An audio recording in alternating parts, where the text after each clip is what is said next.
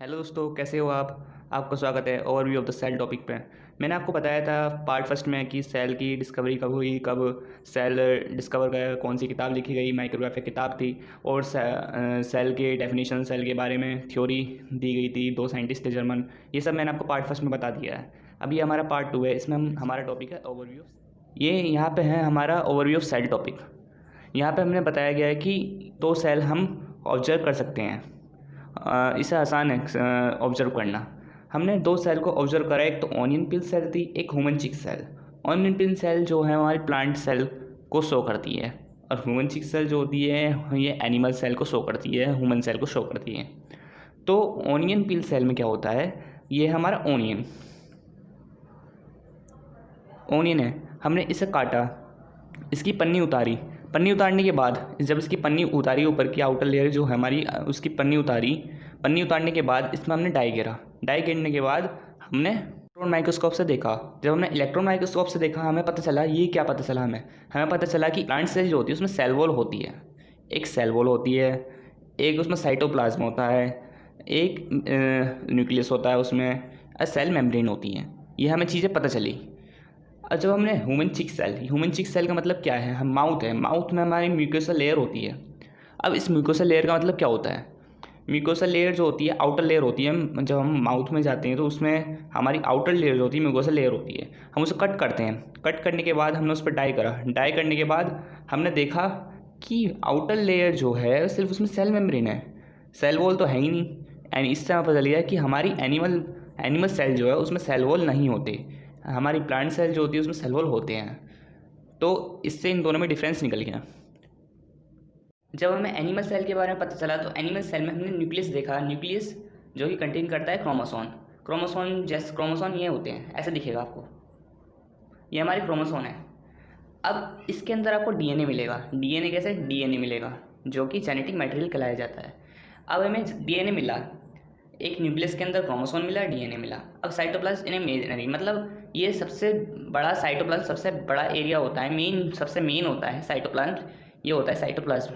ये हमारा हो गया पूरी सेल, ये हो गया हमारी सेल न्यूक्लियस। अब ये जो हमारा है ये हमारा साइटोप्लाज्म। अब ये साइटोप्लाज्म है। अब ये साइटोप्लाज्म में सबसे ज़्यादा फंक्शंस होते हैं, क्योंकि इसमें माइटोकॉन्ड्रिया भी होता है, सारे के सारे Golgi complex, ER, lysosome, microbodies, vacuum सब होते हैं। तो यहाँ पर सबसे ज़्यादा फंक्शन परफॉर्म होता है, इसमें ये बताया गया है। ये दोनों में है, एनिमल में, प्लांट में। अब हमारी दो टाइप की सेल होती है, prokaryotic cell, eukaryotic cell. Prokaryotic cell जो होती है यूकैरियोटिक के मुकाबले बहुत छोटी होती है, 0.1 से लेकर 5 माइक्रोमीटर तक, कंपेरेटिवली लार्जर। ये यूकैरियोटिक सेल जो होती है लार्जर होती है, 5 से लेकर 100 माइक्रोमीटर तक।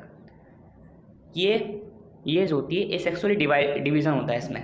एसेक्सुअल डिवीज़न यानी 1 से 2, 1 से 2 से 4, इसमें बहुत जल्दी जल्दी डिवीज़न होता रहता है। लेकिन ये जैसे ह्यूमन बॉडी हो गई, ह्यूमन बॉडी में भी एक नॉर्मल सेल 24 आवर लेती है, 24 आवर लेती है 1 से 2 होने में।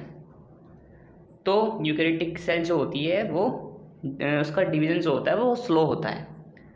अब इन प्रोकैरियोटिक में देखेंगे, जैसे कि हमारे ऑर्गेनेल्स होते हैं, ये माइटोकॉन्ड्रिया, गोल्गी कॉम्प्लेक्स, या लाइजोसोम, माइक्रोबॉडीज एंड वैक्यूम, ये सब के सब जो होते हैं प्रेजेंट नहीं होते, किसे छोड़ के, राइबोसोम को छोड़ के। राइबोसोम दोनों में प्रेजेंट होंगे, राइबोसोम तो दोनों में होंगे, लेकिन राइबोसोम को छोड़ के जो ऑर्गेनेल्स होते हैं हमारे, माइटोकॉन्ड्रिया, गोल्गी कॉम्प्लेक्स, या लाइजोसोम्स, माइक्रोबॉडीज एंड वैक्यूम, ये सब प्रेजेंट नहीं होने के, इसमें प्रोकैरियोटिक में।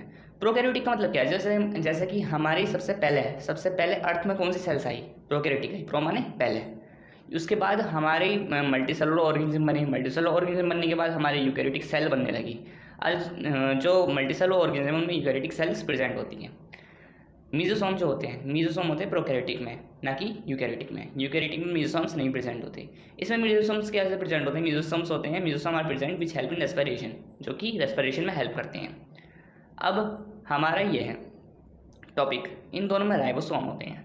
राइबोसोम तो दोनों में होते हैं, लेकिन साइज़ में डिफरेंस होता है। प्रोकैरियोटिक में राइबोसोम का साइज़ जो होता है 70S होता है, और यूकैरियोटिक में 18S।